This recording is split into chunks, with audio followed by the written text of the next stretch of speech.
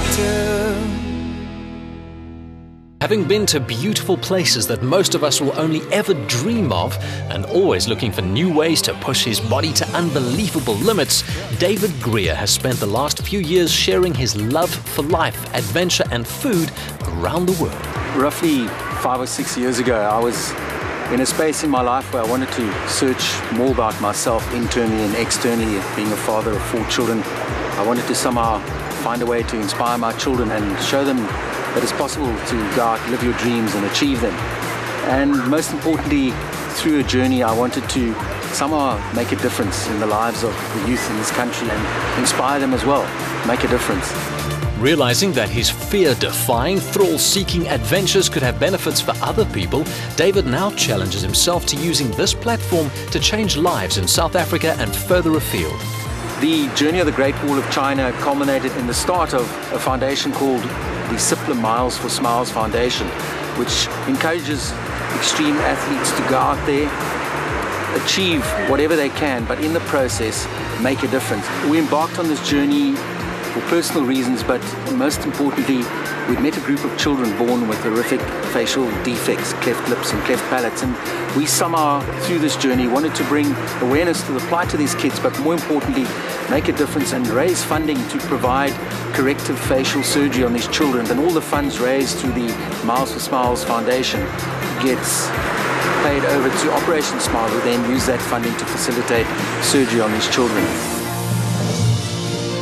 You know, if you look at surgery, an operation to rectify a cleft lip can take 45 minutes and at a cost of only 5,500 rand. Think of having a meal. By the time you finished your meal, you could have changed a child's life in that space of time. So, you know, it's easy to make a difference. It really is. Meeting hundreds of very different, dynamic people and absorbing so many diverse cultures are just two of the things that David enjoys as he covers thousands of kilometers on these seemingly solitary expeditions. Journeys like this force me to stop. And you know, when you stop and you think about life, you start understanding the position and where you are in life. And I think a lot of South Africans have done that. And my journey around South Africa, I saw it. I always say, in the streets that have no names, that's where hope abides in this country. The moment that brought everything home to me was I was up in Mount Freer in the Eastern Cape, and I had the privilege of following this little girl, Zama, through surgery. She had a double bilateral cleft, and after an hour and a half in surgery, I walked out with the anaesthetist, and I had the privilege of holding little Zama and handing her back to her mother. And I just remember her mother looking down to her and saying in Xhosa, "Buhle," which means "you're beautiful." And you know, I saw that parental bond between a mother and a child rekindled. And for me, that moment just makes everything real in my life. And when it comes to living life, David is an expert on the subject. This guy doesn't shy away from seizing a personal challenge.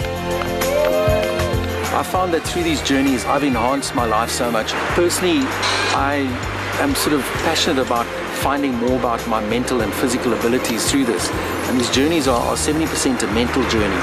I've seen the effect that it's had on my children and how it's enhanced their lives and our family as a whole, and brought us together as a really cohesive unit with a passion of making a difference. And these journeys have given me the privilege as an individual to be able to make a difference.